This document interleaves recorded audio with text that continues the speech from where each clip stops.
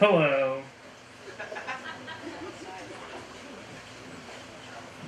Sorry, I've been drinking. Watermelon, yes. We all know Beyonce. By all accounts, my uncle is a brilliant man. He is a professor of discrete mathematics and has taught at some of the country's best universities. I'm not quite sure what discrete mathematics means, but I've always thought of very subtle numbers. He worked at the Los Alamos National Laboratory, the sort of place where they design nuclear weapons and special nanotechnology combat suits. And despite his questionable Arabic appearance and a handlebar mustache that would make Salvador Dali swoon with jealousy, my uncle has top secret security clearance and is a highly sought after expert in his field. But my uncle was always an embarrassment to me. Though he immigrated to America from Egypt when he was 18, he'd held on to his pronounced Egyptian accent with the tenacity and stubbornness of a feral donkey. He would often show up to family events unannounced, and on such surprise visits, he would just jaunt around my parents' house with an extreme state of absent-mindedness. His fly would be down, revealing tight mauve-colored underwear that only an immigrant would buy from the discount section of Kmart. I was convinced his collection of frantically patterned Cosby sweaters would only be bought at a store specializing in wear for those fresh off the boat. He whistled through his teeth, which irked my sensitive musician's ears to no end, and had a knack for calling my sister's cat Pussy. Ear, pussy, pussy! He'd say it in some alien far-off accent. And remember, the Arabic alphabet has no native P's, so all P's sound like a bit B's. So with this in mind, my uncle actually sounded like, Ear, boosy, boosy! As a child, I was very conscious of my Middle Eastern background. I was a brown, foreign-looking 9-year-old boy armed with a British accent and a distinctly female-sounding name living in New Jersey, an area of the country which excels in all things machismo, including, but not limited to, fade haircuts and orange tans. In the 6th grade, I was confused at the concept of the gym locker room and even more befuddled by the idea of changing in front of my fellow classmates. I begrudgingly disrobed to reveal a sleeveless undershirt, a calamitous mistake. One 6th grader started screaming, Wife beater! Wife beater! He's wearing a wife beater! The rest looked on in a mixture of repulsion and uncontrollable laughter. And I remember registering shock and utter bewilderment. I wasn't married. And even if I were, I'd never beat my wife. I went to the gym teacher crying and complaining, not knowing that my gym teacher was a former Marine, a veteran of the First Gulf War. He didn't like crying and complaining, and he didn't care too much for little brown boys with girls' names either. Hence, a little sympathy. Hence my understandable consternation when it came to all things Arabic. And at the very least, my parents were quite accommodating of Western culture.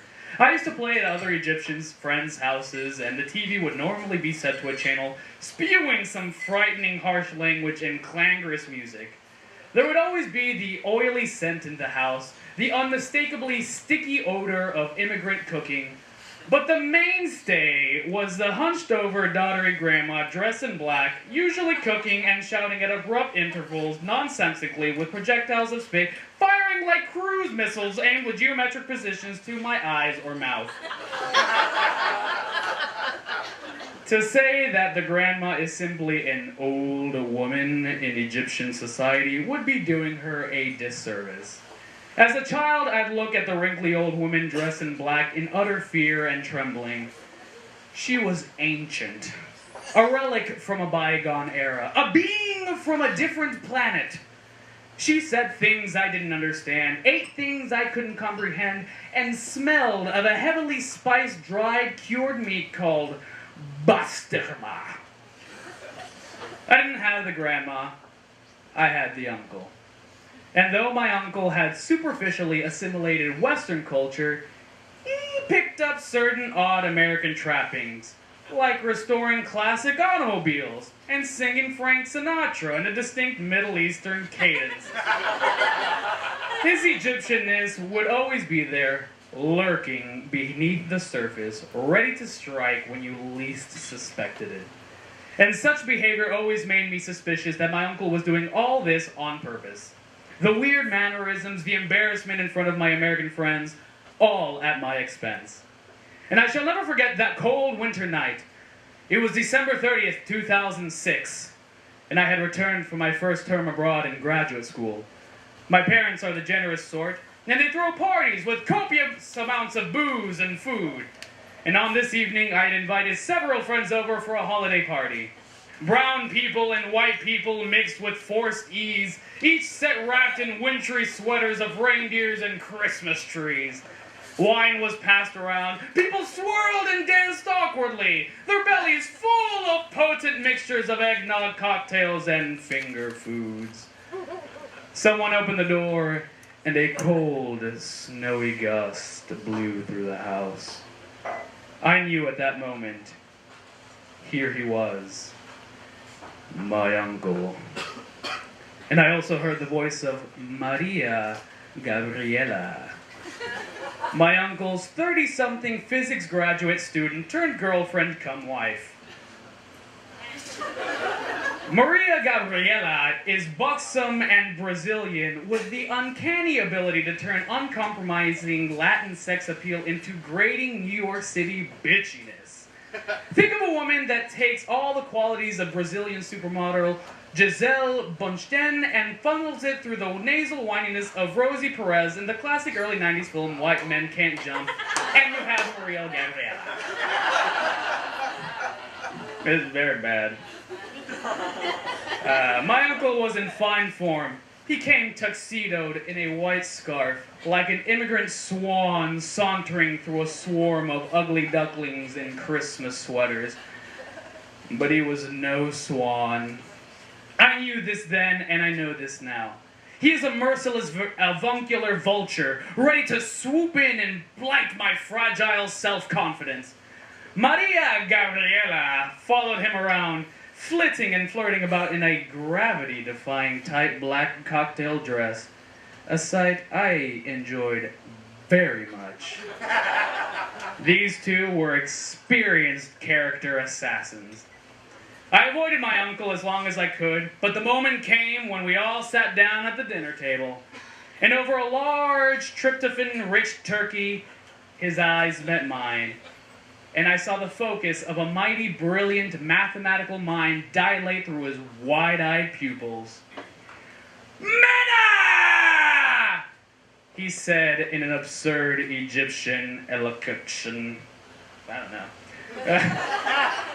I forced a smile. How's the school? I nodded in a positive manner as I could muster. Your father! He tells me that you have your PhD qualifying examinations! You must be studying very hard! I mumbled something about the difficulty of the exams. Now you must remember, dear nephew, you're not doing, I just want to put this. You're not doing the real degrees, no sciences or maths. You're doing the musics. I love musics, but I know you go to very prestigious and very difficult school, so it must be difficult. The table was wrapped silent, and my friends looked on, curiously, not knowing what to expect. But my parents, however, looked on in horror, as if watching a ski accident in slow motion, unable to intervene. So, because of this, and because you only have one real chance to make life out of this music, You must study very hard. You must fuck us!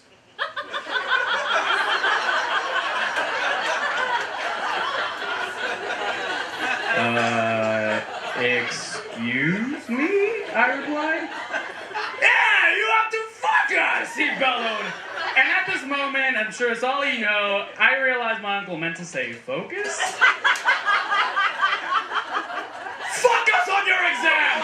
Fuck us on life! And your career! And who you become! You cannot achieve things without focusing!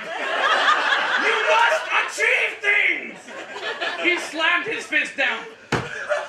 Please tell me you will fuck us!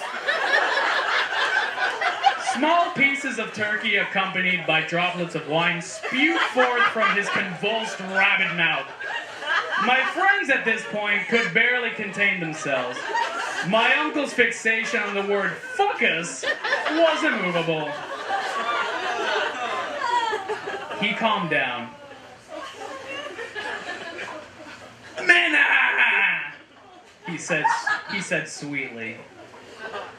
All I have in life, I achieve things because I fuck us!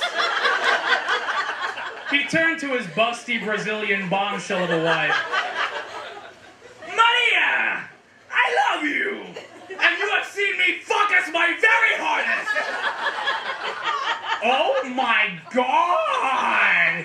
She replied, shrill in her Portuguese Brooklyn accent. Stop it, Michael, darling. Which I know that's not Brooklyn Portuguese, but I don't give a fuck. What? What did I do? I'm just telling him to fuck us! At this point, my parents thankfully intervened and turned the conversation to the sort of innocuous subjects appropriate at such dinner parties. Travels, work, stock options. Thankfully, religion and politics were wisely avoided. But my dear Uncle Fuckus had done his damage, and that moment stayed with me. It's turned me into a stronger person, and I have since accepted my Uncle Fuckus for who he is and what he represents in my life. My past, my heritage, and who I may one day become. And thanks to my Uncle Fuckus's belief in me, I have fucked very hard, and I too will achieve things.